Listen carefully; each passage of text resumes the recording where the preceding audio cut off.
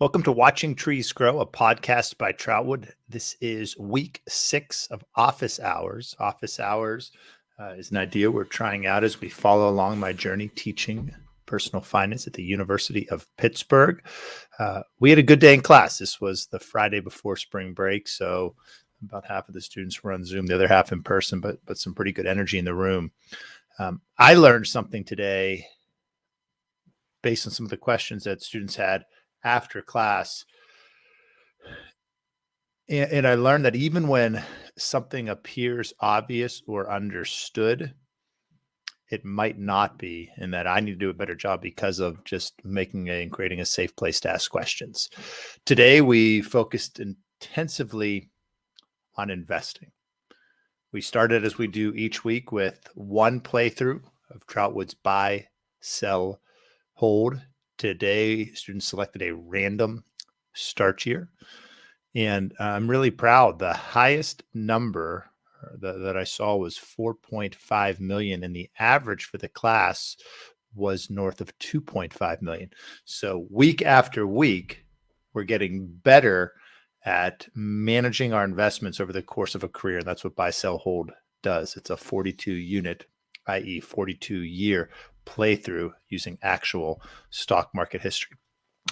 I still have a fair number of students hitting hold and sell too often. That's okay. Investing is personal. We all will kind of learn through trial and error. Great way to start the class, and it's the power of repetition. We paired buy, sell, hold with an interview from a gentleman, Craig Slaughter. Craig is the CEO and CIO the West Virginia Investment Management Board, a fund that oversees $25 billion. The reason that I have my students interact and learn from folks like Craig Slaughter is, one, Craig is an absolute domain expert by every definition of the word. He's a past guest in the Watching Trees Grow podcast. Check out his interview, strongly recommend. But we take the expertise of folks like Craig, like Jonathan Brailsford, who we mentioned last week, Kwaku Obed. We take their experience and we boil it down to 3 action steps that students can apply to their personal plan. Those 3 action steps differ by individual. That's why personal finance is personal. There was a great takeaway, though, from what we learned listening to Craig speak. And one of my students wrote this down. The most powerful takeaway from listening to Craig Slaughter was realizing that if I built and implemented a plan now, I have the time to see it through. That showed such a depth of understanding. I was really proud both of her and proud that the interviews are being that well received. Next week, we gave a homework assignment. A friend of mine, Vince Barfield. Vince is the chairman of the Hawaii Employees Retirement System, their $20 billion pension fund. So we looked at both. We're looking at the state's investment policy statement and hearing Vince's perspective on what it means to be a fiduciary, a trustee on both that much money, but also the 120,000 Hawaiian families who are beneficiaries of that fund. So it's a great deal of responsibility that comes with it. And Vince does a great job talking through that. If this is the first time you've heard the term investment policy statement, an investment policy statement is the plan that institutional investors like West Virginia, Hawaii, and others use to effectively manage the money that they manage on behalf of beneficiaries and achieve their financial goals. So an investment policy statement is the institutional language for what we as individuals term a financial plan.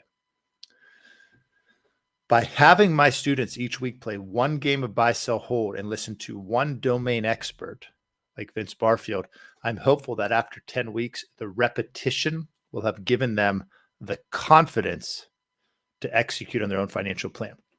Today was the first week in class that we actually intimately talked about the stock market, investing, how to invest. And There were great questions. The terms that we covered: stock, bond, CD, ETF, and mutual fund.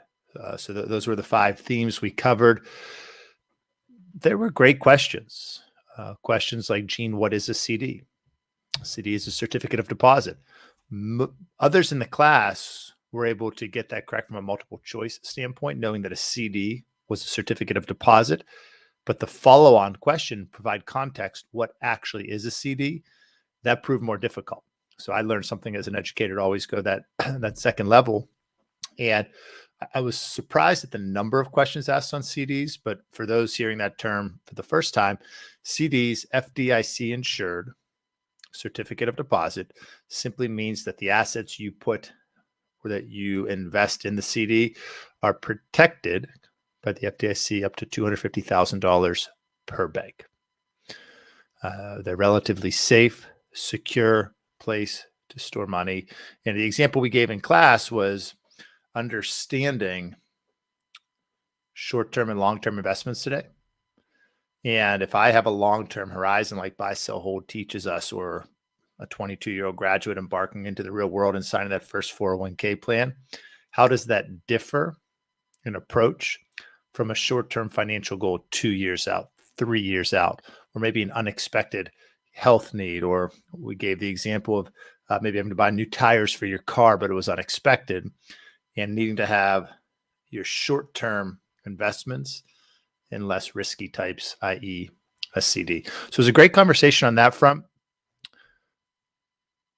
I want to share a misconception that I've heard pretty often over the years, and maybe misconception is the wrong word, but when we shifted to the long-term focus, then Roth IRAs and 401ks, I've observed, and not just in my classroom, but elsewhere, many individuals who say a Roth IRA is an investment or a 401k is an investment. And I think it's important we back out and say a Roth IRA, a 401k, they're investment structures, essentially taxable retirement investment structures. And within that structure is where the investments slide in, almost a drawer that you're sliding into the Roth IRA, the 401k. For example, an index fund like the S&P 500, or maybe you see Target Date Fund 2065 as an option in your 401k or on your Roth IRA provider's website. In that example, the Target Date 2065, that's the investment. And you're buying that via either a mutual fund or an ETF. ETF equals exchange traded fund. So circling back to those 5 terms that we covered today. That took 20, 30 minutes to talk through because students, I want to make sure I get this correct. When students open a Roth IRA, it's a great deal of emotion, it's a great deal of excitement, but that is just step 1. After I open the Roth IRA, I have to pick the investments. So while technically, yes, you can have a Roth IRA, you can have a Roth IRA with no investments or money just sitting in cash. When you've transferred in, you haven't actually made the investment. So step 2 after opening the account is to pick the investment. And in the example I gave, that would be the Target Date 2065 fund, other mutual funds, other ETFs. It differs by provider. I share this with any educators who are listening that this is a point in the classroom to pause. So is everyone with me? Do we understand that a Roth IRA and a 401k are a structure? They're structures that are taxed differently. Both are retirement type plans, which are structured differently than a Robinhood or general investing account. Whether you buy mutual fund ABC or exchange traded fund ABC in any of these 3 structures, general investing, Roth IRA, 401k, the investment type is that exchange traded fund. And I hope I'm doing an effective job of explaining this, because that's where the fear kicks in. The structure, I think, creates some excitement. The ownership of what I've done in terms of taking a step towards long-term financial independence is extremely exciting. It is extremely empowering to take a step towards owning your financial future. But the buying, the purchasing, the selecting an investment, that's where the fear is triggered. the fear of the unknown, maybe lack of confidence, lack of the actual step. So educators take note, students, parents, that's where you can have some fun. Take time. I had a professor at Carnegie Mellon who said it really well. He said, Gene, if you don't understand, don't do it.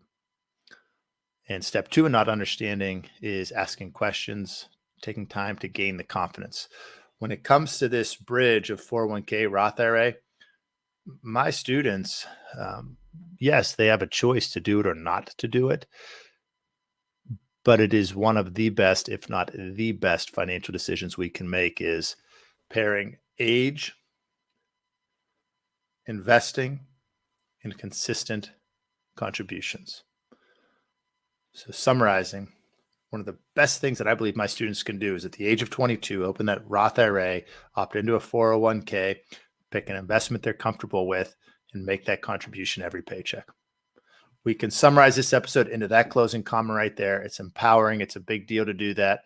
This was week 6 of Office Hours. Thank you for tuning in.